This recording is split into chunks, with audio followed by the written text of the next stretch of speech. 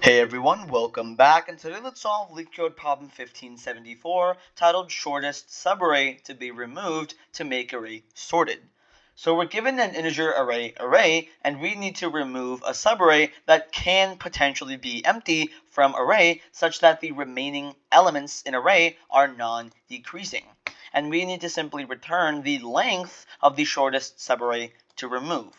So a subarray, pretty self-explanatory, is a contiguous subsequence of the array. It's simply just consecutive elements present consecutively in consecutive indices in our input array or iterable. So in example 1, we have an input array to be 1, 2, 3, 10, 4, 2, 3, 5. And we output 3.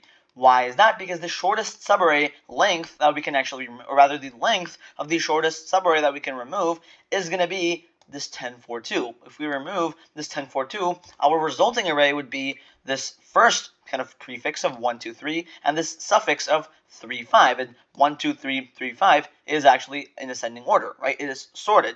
And another correct solution would also be to remove 3, 10, and 4. Why is that? Then we'd have 1, 2 for our prefix and 2, 3, 5 for our suffix. It still works. It's still a minimized length of 3. And so for that reason, we output 3 to be the length of the shortest subarray that we can remove to make the resulting input array sorted. In example 2, we have our input array to be 5, 4, 3, 2, 1. It's literally the opposite of ascending order. It's actually in decreasing order, and so we output 4. Why? Because we're going to have to actually remove all but a single element to actually make this ascending, because it's going to have a length of 1. There's really no other optimal way we can do it, because all of them are actually in decreasing order. And so we can remove this 5, 4, 3, 2, 1. We can remove this 4, 3, 2, 1. We can remove, that's really it, right? We can really remove a subarray of length 4, either 5, 4, 3, 2, 1 or 4, 3, 2, 1, right? Because otherwise we go out of bounds, and we want to have it to be decreasing. And finally, in example 3, we have our input array to be 1, 2, 3, and we output 0. Well, obviously this array is already in sorted ascending order. We don't have to do anything to it. It's already sorted. We don't need to remove any elements. It's exactly how we want it to be, and so we output the number of operations, or the length of the subarray we need to remove, to be 0, because we don't have to remove, again, any elements. So with that out of the way, I will give you guys a few seconds. You're going to just go over this problem in your head and think of a valid solution, and then I'll show you guys how I would optimally solve this problem in a few seconds.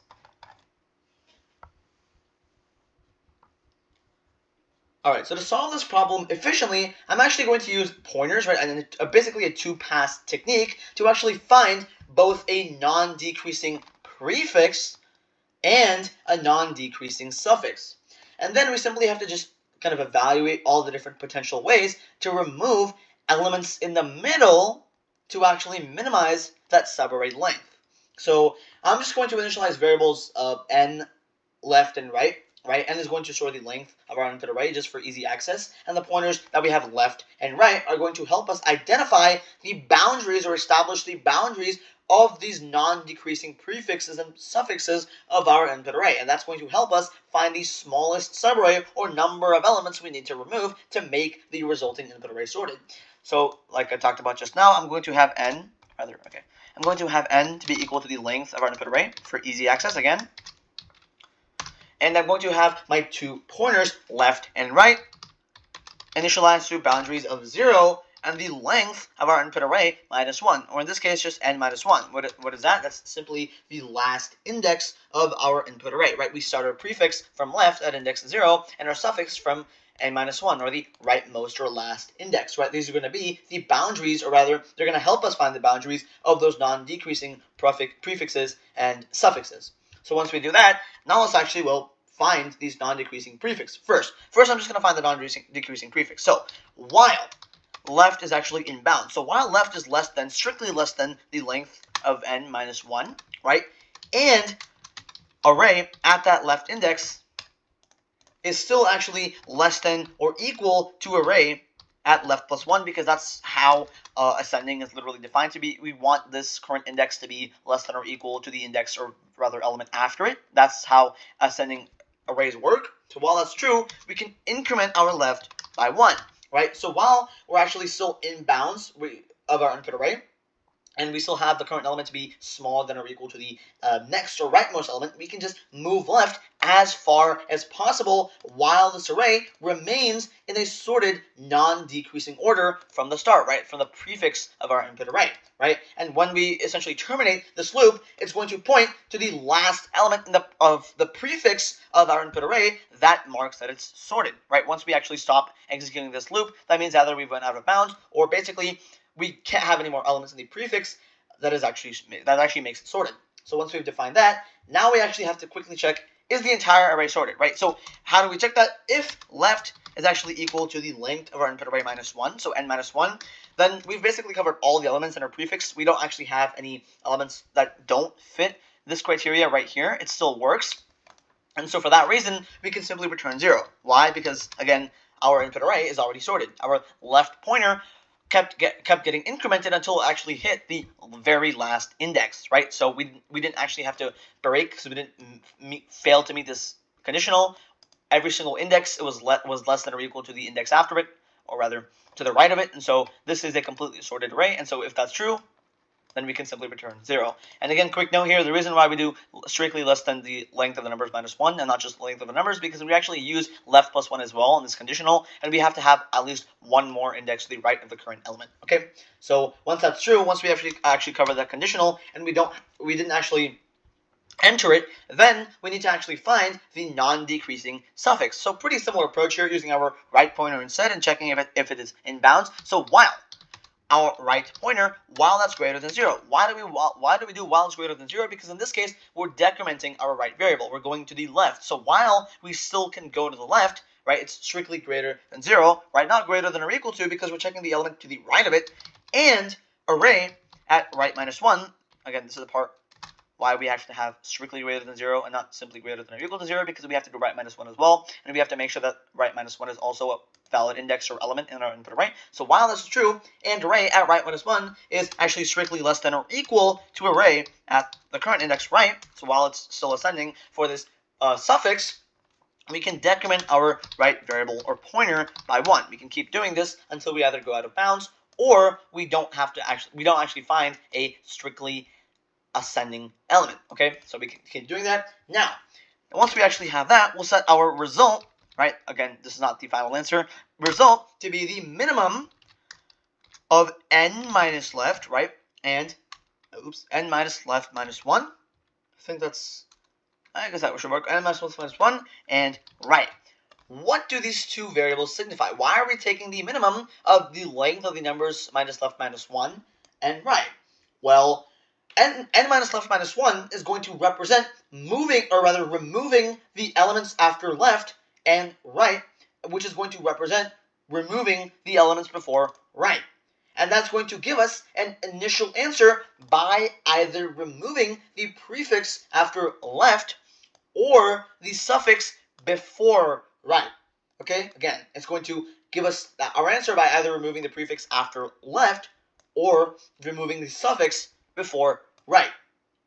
Okay, again, we're taking the minimum of those two values. What do they signify? To reiterate, n minus left minus 1 simply just represents removing the elements after left, and right is simply going to represent removing the elements before right. And we're taking the minimum of these two values. Okay, so now we actually have to merge the prefix and the suffix together. So we'll have index I and j to be equal to 0 and our right pointer or index, right? So while I, the current index I, is strictly, or rather, we can have less than or equal to our left pointer, and j is actually strictly less than n, the length of our input array, then now we actually have to check, well, is our current index, so is array at the current index I, is that actually strictly less than or equal to array at j?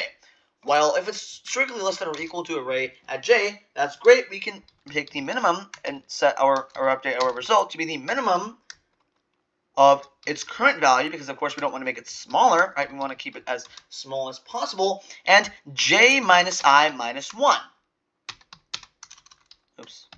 Okay, and once we've actually checked if array at I is less than array at j, if that's not the case, if we don't go in this conditional, sorry, I forgot to increment I here, I plus equals 1, because of course we have to actually move to the right, increment our index by 1. But if that's not the case, and we don't move on to the next iteration, incrementing our index I by 1, in our else conditional, when array at I is not strictly, or rather less than or equal to array at j, we have to increment j by 1. So j plus equals 1. I don't know why I have quotation marks there. That should be a colon.